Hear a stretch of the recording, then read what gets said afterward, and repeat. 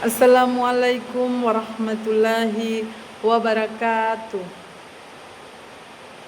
Pertama-tama marilah kita memanjatkan puji syukur kehadirat Allah Subhanahu wa taala yang dimana kita dilimpahkan rahmat serta kesehatan sehingga pada kesempatan hari ini kita bertemu kembali dalam pembahasan ilmu kalam atau sejarah kemunculan persoalan-persoalan ilmu kalam sesudah wafatnya Nabi Muhammad SAW. Baiklah, sebelum saya lanjut, perkenalkan nama saya Vini dari Prodi PGMI semester 2. Dan tak lupa pula salawat serta salam tak henti-hentinya kita curahkan kepada junjungan kita Nabi besar Muhammad sallallahu alaihi wasallam beserta para sahabat serta ahli warisnya, sehingga mudah-mudahan kita kaum muslimin masih setia pada setiap apa yang diajarkan oleh Nabi kita Nabi Muhammad sallallahu alaihi wasallam sampai di yaumil akhir nanti. Amin. Setelah Nabi Muhammad sallallahu alaihi wasallam meninggal dunia, maka berakhir pula kepemimpinan oleh Nabi kita Nabi Muhammad sallallahu alaihi wasallam. Disinilah terjadi persoalan-persoalan tentang ilmu kalam dan tentang pemimpin sesudah Nabi Muhammad sallallahu alaihi wasallam. Di sini ada beberapa poin tentang persoalan-persoalan ilmu kalam yang terjadi di masa sesudah wafatnya Nabi Muhammad sallallahu alaihi wasallam, yaitu terbunuhnya Khalifah Utsman bin Affan, yaitu sahabat Nabi. Kemudian ada bayat atas Khalifah bin Ali bin Abu Thalib. Kemudian ada di situ perang Jamal dan ada perang Siffin dan peristiwa Takhim dan munculnya Khawarij. Baiklah, kita masuk pada poin pertama, yaitu terbunuhnya Khalifah Utsman bin Affan pada tahun 35 Hijriah atau 656 Masehi. Utsman bin Affan ini adalah sahabat dari Nabi Muhammad SAW. Ia dijuluki Dzunurain, yaitu pemilik dua cahaya. Semasa hidupnya beliau mempunyai nama panggilan yaitu Abu Amruh. Kemudian ketika Utsman bin Affan mempunyai anak, dia dipanggil dari Ruqayyah binti Rasulullah dan diberi nama Abdullah. Maka Utsman pun dipanggil Abu Abdillah. Kisah bermula ketika Muhammad bin Abu Bakar As-Siddiq merencanakan pembunuhan terhadap khalifah kita, yaitu Utsman bin Affan.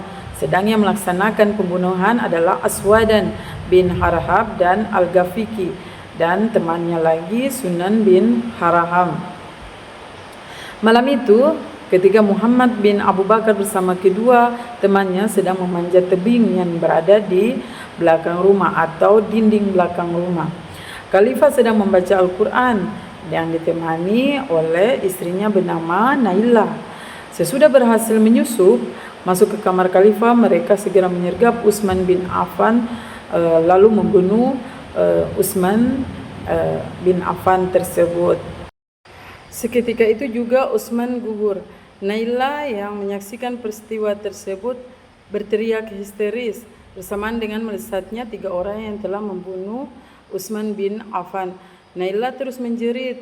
Dia mengatakan bahwa Amirul Mukmin terbunuh, Amirul Mukmin terbunuh.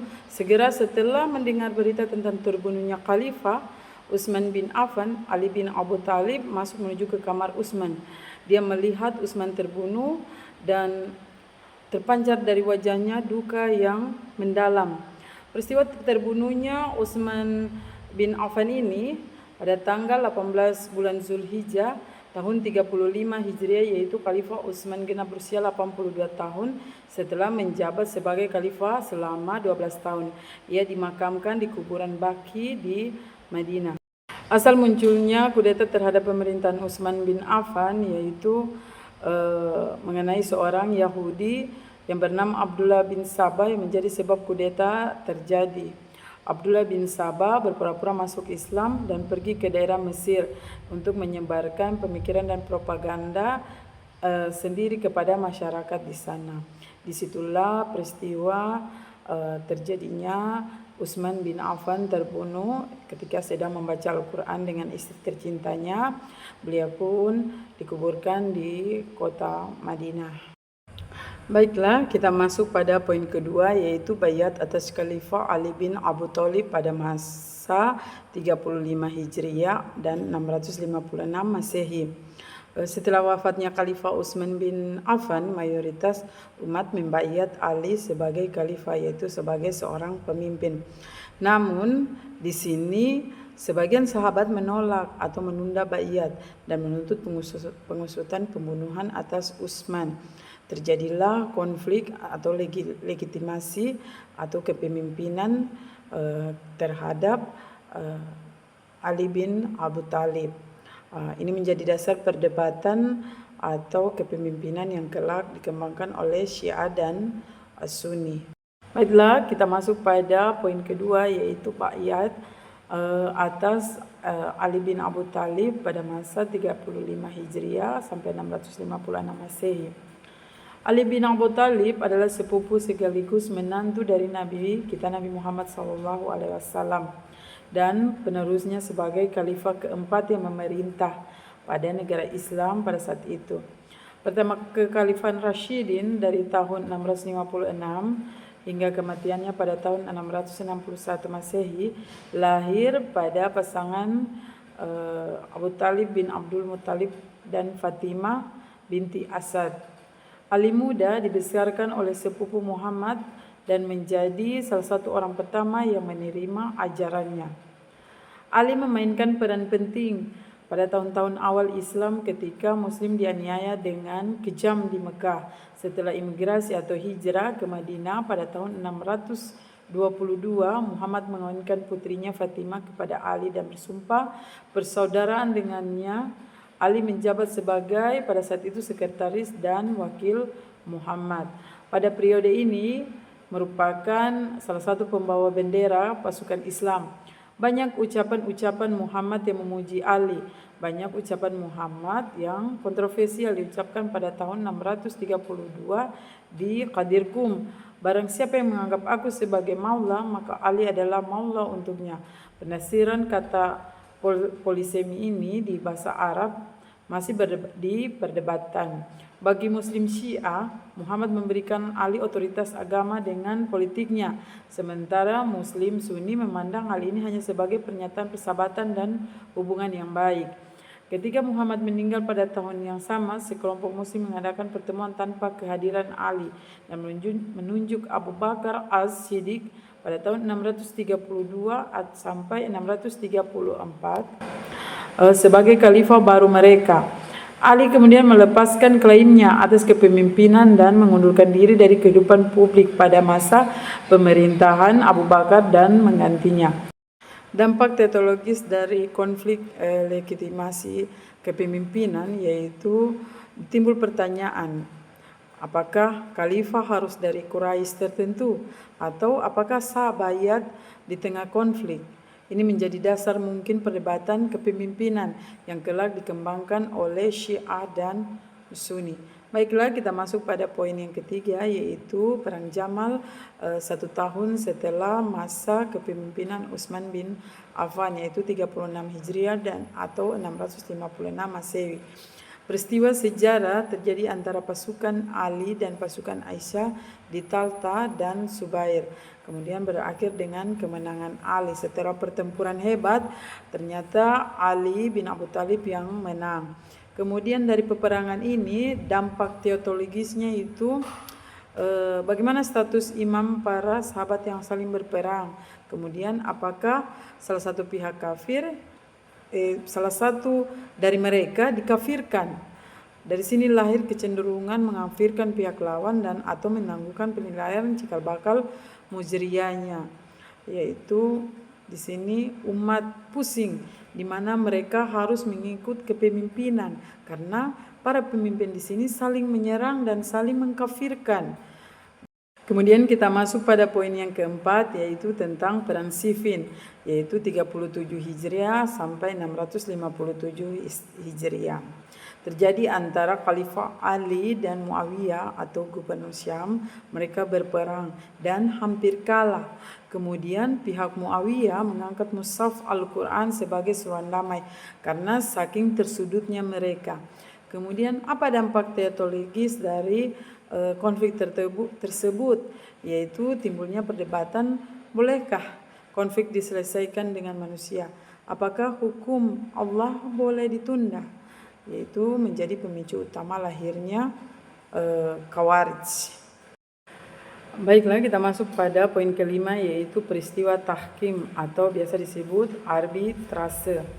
Peristiwa ini terjadi pada Perang Siffin antara kubu Ali yang menjabat sebagai khalifah resmi dan kubu Muawiyah yang menjadi oposisi dan menentang kebijakan Ali. Yang bisa dikatakan bahwa peristiwa ini adalah puncak rentetan yang terjadi pada masa pemerintahan Ali yang selama menjabat sebagai khalifah. Persoalan ini adalah banyak pihak yang tidak setuju terhadap sikap Ali yang tidak segera menyelesaikan tugasnya mengusut kasus pembunuhan khalifah sebelumnya, yaitu Utsman bin Affan. Dampak teologis dari Perang Siffin ini, yaitu sebagian pasukan Ali keluar dan menolak tahkim. Mereka mengusung slogan tidak ada hukum kecuali milik Allah Subhanahu wa Ta'ala. Dari sinilah muncul kelompok-kelompok seperti Khawarij. Baiklah, kita masuk pada poin terakhir, yaitu munculnya kelompok Khawarij. Ini titik awal persoalan besar bahwa mereka muncul sebagai kelompok yang memisahkan diri dari Ali bin Abu Thalib setelah tidak menerima hasil arbitrase dalam peristiwa Siffin. Khawarij menolak kepemimpinan yang dianggap tidak adil dan berpegang pada prinsip bahwa hanya Allah yang berhak menetapkan hukum. Mereka dikenal dengan pandangan ekstrim bahwa seseorang muslim yang melakukan dosa besar dianggap kafir dan harus dikeluarkan dari Islam. Khawarij ini memiliki ciri khas yang seperti pola pikir hitam putih dan keteguhan dalam beribadah dan menjalankan ajaran agama secara literal. Pemberontak mereka terhadap pemerintahan Umayyah pada abad ke-8 menjadi simbol dari ketegangan perpecahan dalam Islam. Ini titik awal dari persoalan-persoalan besar yang timbul dari ilmu kalam tentunya, yaitu imam dan kufur, dosa besar, kehendak bebas dari takdir, dan legitimasi kekuasaan. Baiklah, berakhir pula materi dari ilmu kalam. Sekian pembahasan ilmu kalam dari saya. Mudah-mudahan apa yang bisa saya berikan tadi bisa diterima. Kemudian apabila ada kata-kata yang kurang berkenan, saya mohon maaf sebesar-besarnya. Semoga apa yang telah saya sampaikan bermanfaat bagi kita semua. Terima kasih atas perhatian dan kerjasamanya. Akhirul kalam, wassalamualaikum warahmatullahi wabarakatuh.